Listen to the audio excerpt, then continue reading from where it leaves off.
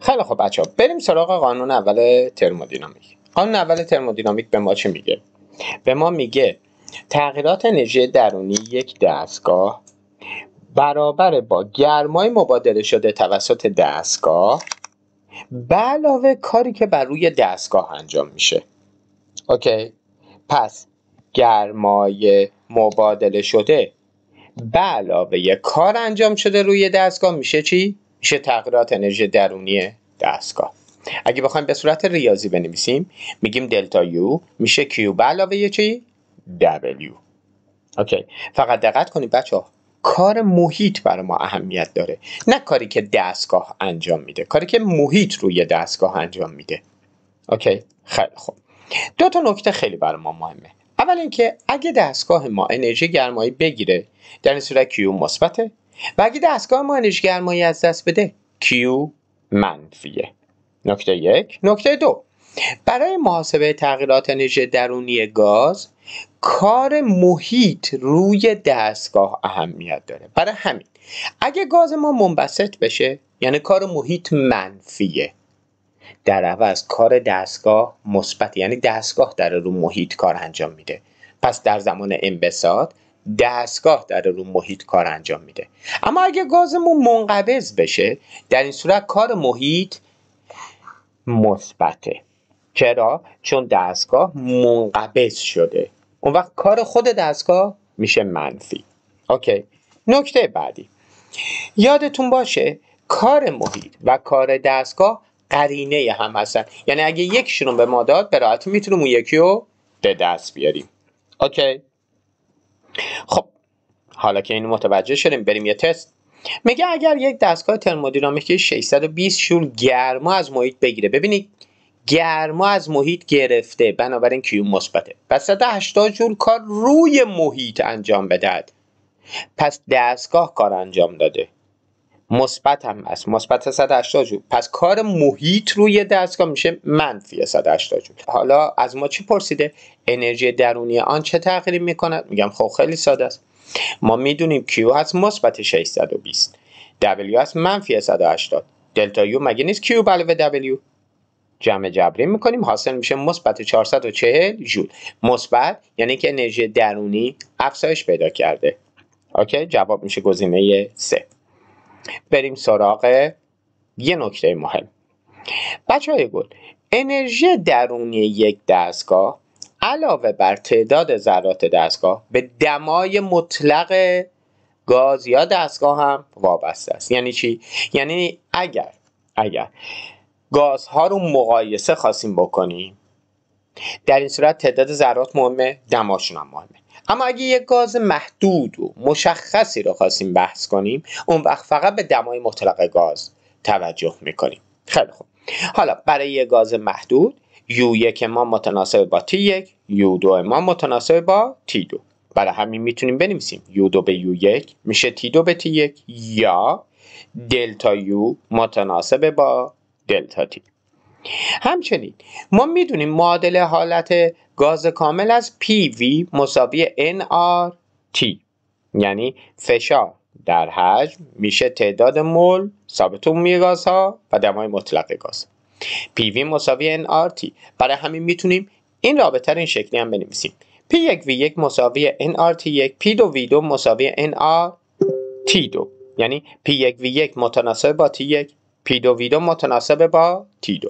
برای همین میتونیم بگیم U2 به U1 یعنی همون T2 به T1، یا قشنگتر P2V2 به P1V1. یعنی اگه دما رو داشتیم، برای محاسبه نسبت انرژی درونی از همون رابطه دما استفاده میکنیم. اما اگه دما رو نداشتیم، میتونیم از حاصل ضرب فشار در حجمشون استفاده کنیم. نکته بعدی، ما میتونیم این دوتا رابطه معادله حالت رو به صورت تفاضل هم بنویسیم، یعنی P2V2 منهای P1V1 میشه NR دلتا T. برای همین دلتا یو مگه با دلتا T متناسب نبود؟ برای همین میتونیم بگیم دلتا یو متناسب با P2V2 منهای P1V1. خب بریم با هم دیگه یه تست حل کنیم. میگه انرژی درونی گاز آرمانی، خب 1 فقط تابع فشار گازه؟ خیر. 2 فقط تابع دمای مطلق گازه؟ این گزینه درسته به شرطی که گازمون مشخص و محدود باشه. 3 تابع تعداد ذرات و دمای مطلق گازه. این گزینه کامل تره. 4 بستگی به فشار و دمای گاز ندارد. و جواب درست ما چیه؟ گزینه 3. سوال 21 به ما میگه تغییر انرژی درونی مقدار معینی، یعنی تعداد ذرات دیگه اهمیتی نداره، از گاز به دلیل تغییر کدام انرژی مربوط به مولکول های آن گاز است. بچه ما میدونیم انرژی درونی به دما وابسته است. وقتی دما افزایش پیدا کنه کدوم انرژی ذرات افزایش پیدا میکنه؟ آیا انرژی پتانسیل الکتریکی؟ خیر. انرژی پتانسیل گرانشی؟ خیر. انرژی شیمیایی؟ خیر. انرژی جنبشی ذرات؟ بله، انرژی جنبشی ذرات افزایش پیدا میکنه. خب یه تست محاسباتی میگه انرژی درونی مقدار معینی گاز کامل در دمای T1 100 کیلوژوله. ببینید T1 معادل با U1. دمای مطلق گاز را 70% افزایش میدیم. خب بچه‌های گل خیلی مسئله ساده است. ببینید ما اینجا T1 رو داشتیم، U1 هم داشتیم، درسته؟ T1 رو داشتیم، U1 رو داشتیم. وقتی دما را 70% افزایش میدیم یعنی T2 ما میشه 1.7 T1. پس میتونیم U2 هم به دست بیاریم. U2 هم قطعا 70% نسبت به U1 افزایش پیدا میکنه. حالا سوال اینه در این صورت تغییر انرژی درون گاز چند ژول است؟ خب ما برای حل این میتونیم از رابطه نسبت ها بریم. اینکه U2 به U1 میشه T2 به T1 یا دلتا U به U1 میشه دلتا T به T1.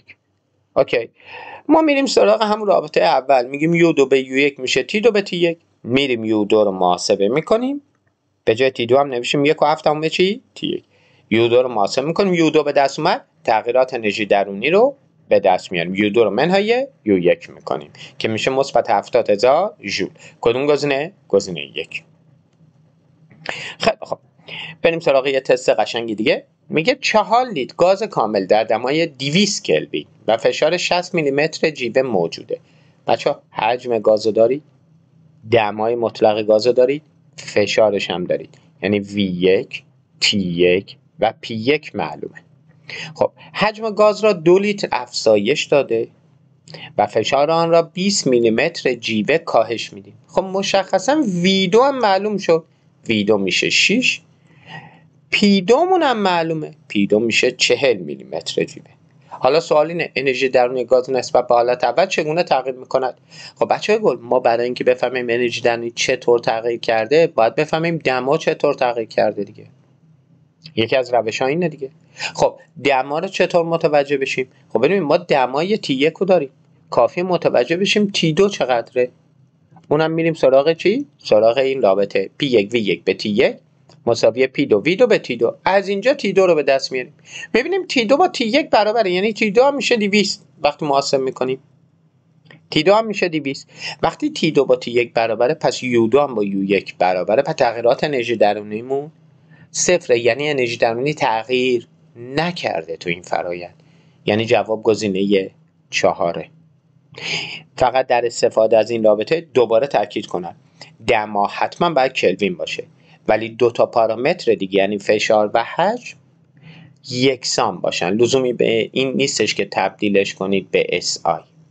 اما روش دوم میتونیم بریم سراغ معادله حالت. ما میدونیم PV برابر nRT، یعنی PV متناسب با چیه؟ T. حالا که اینو میدونیم و میدونیم U2 به U1 هست T2 به T1، به جای اینکه با T حل کنیم چون T2 رو نداریم دیگه، درسته؟ T2 رو نداده ولی POV حالت 1 و POV حالت 2 رو داریم. پس میریم سراغش، میگیم U2 به U1 میشه P2 V2 به P1 V1. جاگذاری کنیم دوباره U2 به U1 نسبتش میشه 1. یعنی چی؟ یعنی U2 به U1 1 باشه یعنی انرژی درونی تغییر نکرده. مجددا جواب میشه گزینه 4. خیلی خوب بچه یه نکته مهم در قانون اول ترمودینامیک ما میدونیم دلتا U هست Q به علاوه W. خب اما Q رو چطور میشه محاسبه کرد؟ Q گرمای مبادله شده رو ما میتونیم از این رابطه به دست بیاریم. Q میشه MC دلتا T. ما میدونیم این رابطه برای همه اجسام صادقه، یعنی جرم جسم، گرمای ویژه جسم، دلتا تی تغییرات دمای جسم. اما چون داریم در مورد گازها صحبت میکنیم و به جای جرم گاز میخوایم تعداد مول گاز رو استفاده کنیم، برای همین میایم به جای جرم گاز تعداد مول در جرم مولی رو قرار میدیم. درست شد؟ به جای جرم گاز تعداد مول در جرم مولی رو قرار میدیم. جرم مولی رو میریم ضرب در گرمای ویژه میکنیم تا گرمای ویژه مولی به دست بیاریم. در این صورت رابطه گرمای مبادله شده از اینجا به دست میاد، از این رابطه به دست میاد. N C مولی در دلتا تی. پس گرمای مبادله شده در گازها رو ما میتونیم از این رابطه به دست بیاریم. N چیه؟ تعداد مول گاز. C چیه؟ گرمای ویژه مولی گاز. و دلتا تی تغییرات دمای گاز. خب اما گرمای ویژه مولی گاز به جنس گاز وابسته است. یعنی چی؟ یعنی گازمون تک اتمیه، دو اتمیه یا چند اتمی؟ مثلا تک اتمی آیا هلیومه؟ دو اتمی آیا اکسیژن یا هیدروژنه؟ چند اتمی مثلا دی اکسید کربونه؟ درست شد؟ پس به جنس گاز وابسته است این گرمای ویژه مولی. همچنین به نوع فرایندی که توسط گاز طی میشن وابسته است. اینکه فرایندی که طی میشه حجم ثابته یا فشار ثابته یا بقیه. پس گرمای ویژه مولی به این دو عامل وابسته است. یه نکته خیلی مهم دیگه که باید بدونید در مورد قانون اول ترمودینامیک بحث نمودار پیویه. بچهای گل، نمودار پیوی یکی از نمودارهای بسیار مهم ترمودینامیکه. یادتون باشه مساحت زیر نمودار پیوی بیانگر بزرگی کار انجام شده است. دقت کنید، نمودارهای پیوی میتونن انبساطی باشن یا انقباضی باشن. انبساطی یعنی حجم گاز زیاد شه، انقباضی یعنی حجم گاز کم بشه. خب بچهای گل، وقتی نمودار پیوی ما انبساطی باشه ما میدونیم کار محیط منفیه. بنابراین کار محیط میشه منفی مساحت زیر نمودار. و اگر نمودار ما انقباضی باشه یعنی حجم کاهش پیدا کنه، حجم دستگاه، در این صورت کار محیط مثبته. پس کار محیط میشه مثبت مساحت زیر نمودار. اوکی شد؟ خیلی خوب. حالا یه نکته فراتر از کتاب درسی در مورد قانون اول ترمودینامیک بگیم. بچهای گل، تغییرات انرژی درونی یک گاز تو هر فرایندی ما میتونیم از این روابط به دست بیاریم. اگه گازمون تک اتمی بود به جای دلتا یو میتونیم بنویسیم 3/2 NR دلتا تی. اگه دو اتمی بود 5/2 NR دلتا تی و اگه چند اتمی بود 7/2 NR دلتا تی. درست شد؟ اگه دقت کنیم فقط ذرایع متفاوتن دیگه. 3 5 7. خب بچهای گل، گفتیم در هر فرایند. پس تغییرات انرژی درونی رو ما میتونیم از این روابط محاسبه کنیم. اما بریم سراغ حرفه‌ای تر شدن. ما میدونیم معادله حالت گاز کامل و PV مساوی NR تیه. برای همین میتونیم بنویسیم P1V1 میشه NR T1، P2V2 میشه NR T2. خب حالا اگر اینها رو از هم کم کنیم به چنین رابطه ای میرسیم دیگه. P2V2 منهای P1V1 مساوی NR دلتا تی. خب بچه گل، بیایم به جای NR دلتا تی تو این دلتا یو بنویسیم P2V2 منهای P1V1. اون وقت رابطه ما این شکلی میشه 3/2 P2V2 منهای P1V1، 5/2 P2V2 منهای P1V1 و 7/2 P2V2 منهای P1V1. یه نکته خیلی مهمه بچهای گل، تو امتحان نهایی حق ندارید از این روابط استفاده کنید. برای همین نوشیم فراتر از کتاب درسی. اوکی، ولی در تست زدن میتونید ازش استفاده کنید. خیلی خوب. حالا که قانون اول ترمودینامیک رو یاد گرفتید و معادله حالت گاز کامل رو یاد گرفتید، میخوایم بریم سراغ فرآیندها.